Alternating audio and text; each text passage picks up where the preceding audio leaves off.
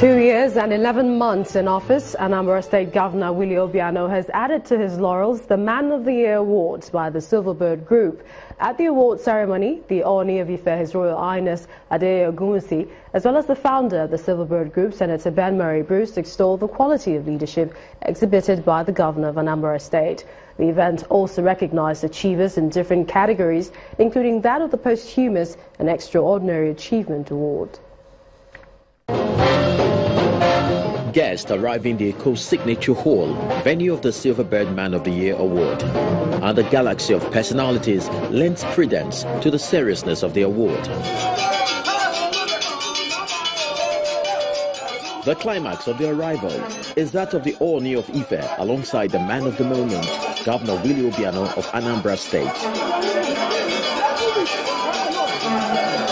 There are several categories of the award, which include the posthumous, lifetime and extraordinary achievements. These all went to Nigerians who have distinguished themselves in various fields. But despite all of it, in his speech, Senator Ben Bruce gives a hint on selection criteria. for the Man of the Year, you're subjected to a contest as if you were running for president across the country. The people of Nigeria vote for you. The moment finally arrives for the Man of the Year to be recognized, and on hand to do him the honors are the Ooni of Ife and Senator Ben Bruce. I will continue to support leaders like you. Congratulations, and I'm very proud. God bless. A visibly delighted Willie Obiano expresses his resolve to continue to work for the good of his people. I believe I was able to get this recognition by the little things that we're doing in Anambra. Let me tell you, if you have an assignment, you must have a vision.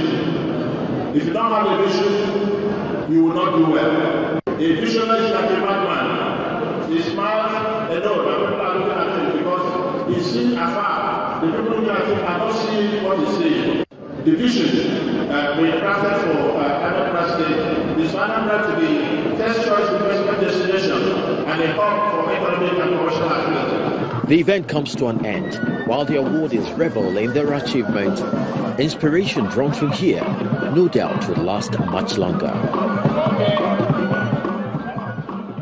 And congratulations to him. Well, for how the Forex market is doing, especially after the new policy and other business stories, here's Emana Amawe.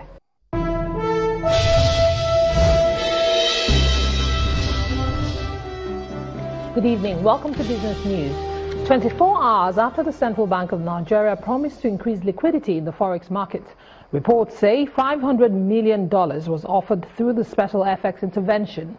A total of $371 million was, however, reportedly sold as some commercial banks were unable to make enough naira cover for their FX bids.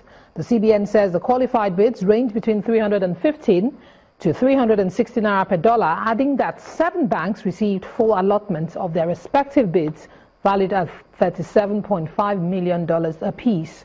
CBN spokesperson Mr. Isaac Okorafor says the regulator's intervention in the Forex market was the first wholesale intervention aimed at easing the pressure of access to Forex by Nigerians. And to show up liquidity in the financial markets, capital market operators want securities that track underlying assets, also called derivatives, to be more structured.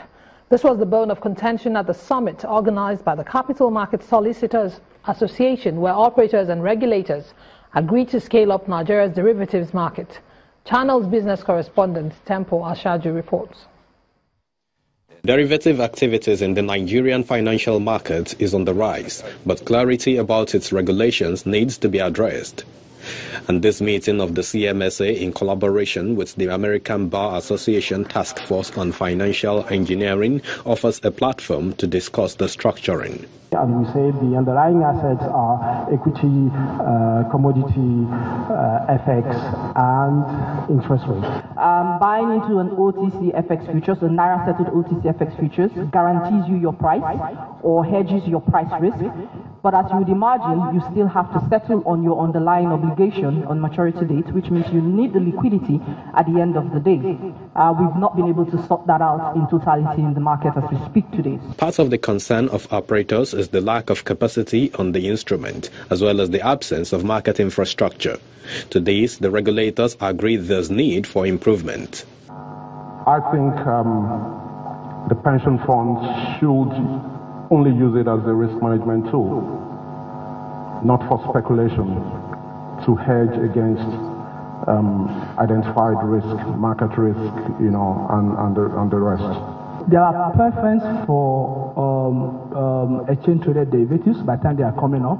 And we're also looking at issues around what type of investors should go into this type of investment. Should they be institutional investors, or can we allow retail investors? Commenting on the regulatory overlaps, the chairperson of the association, Ms. Yinka Edu, wants a synergy between regulators. They will be regulating, obviously, their own constituency. So PENCOM will be regulating the pension funds. But if pension funds are going to invest in these types of instruments, then PENCOM has to put in place what type of the types of regulations that will apply. Derivatives can help hedge investment risk if properly managed, but these capitalists cannot wait to have the oversight functions drawn up. Temple Ashaju, Channels Television News. In the meantime, Nigeria's equities market managed a very weak gain at the close of today's trading, with investors' interest still in the consumer goods sector. BC Adebayo has more.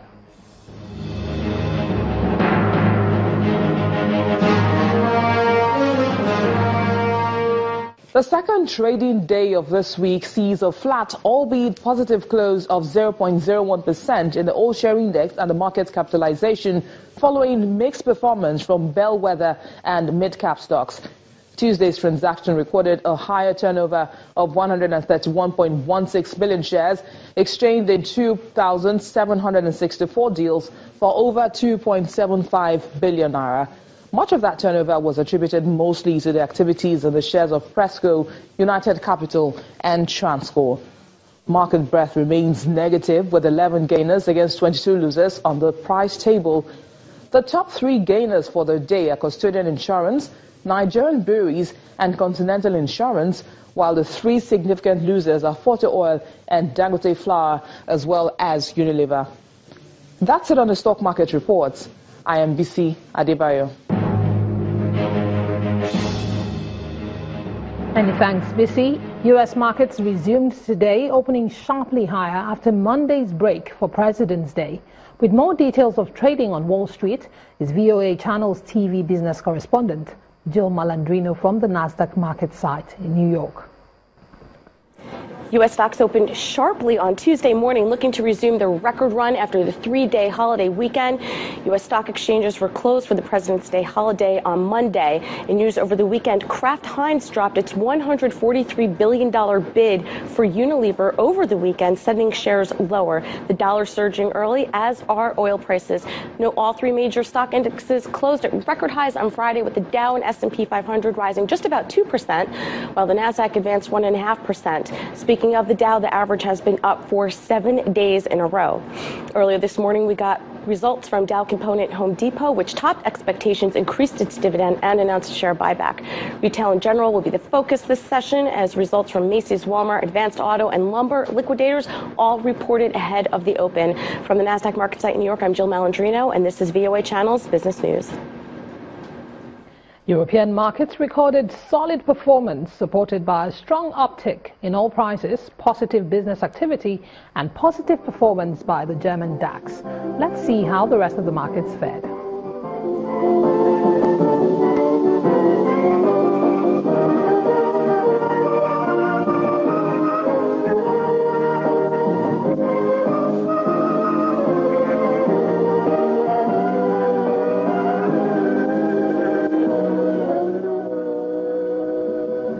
That's Business News tonight. Very many thanks for staying with us. I'm Emana Amawe. The broadcast continues. And Premium Pension Limited, one of the pension fund administrators in Nigeria, has taken a step to enhance its customer service by establishing a new business environment in Lagos where clients can carry out their services seamlessly. The office will also serve as a new regional headquarters and provide service to those in special sectors and high-net self-employed specialists in Victoria Island as well as its environs. Located on number 76 Awolowo Road, Ikoyi is the new Lagos Regional Office of Premium Pension Limited. The head of service in Lagos State is joined by the management of the company, shareholders and players in the industry to officially open the new workplace. Amen. The state government is a major client of the company. The head of service is optimistic that the new facility will bring added value to its mutual relationship. In Lagos State, we have more than 24 million people in Lagos State. So just 2 offices will not be able to cope. And they have promised that they're going to open more offices. And I know down the years, they're going to do so. According to the management, the facility has been remodeled in terms of technology and strong human capital for effective service delivery. We started 11 years ago, and right from inception we have had an office in Lagos with our head office in Abuja. But with the increase in the number of clientele and the strategic importance of Lagos, we decided to acquire this location, which is more spacious, where we have state-of-the-art facilities to improve on our services. From day one, we set out to give a kind of service that is world-class, that can be seen anywhere in the world. That's why when you see our offices, we do not benchmark ourselves against any other person. We benchmark ourselves against the best in the world. And in terms of service delivery, we are ahead of the curve. The new Lagos Regional Office is one out of 20 standard branches and 33 pension centers established nationwide. The management believes that the new office will afford the company the opportunity to serve its existing customers and prospective ones effectively. Over 16,000 retirees are currently being funded through Premium Pension Limited. And it's cheery news, especially when many Nigerians, especially those who live in rural dwellers, are yet to be connected to the nation's power grid. But now they can enjoy 24 hours electricity through the click of their mobile phones.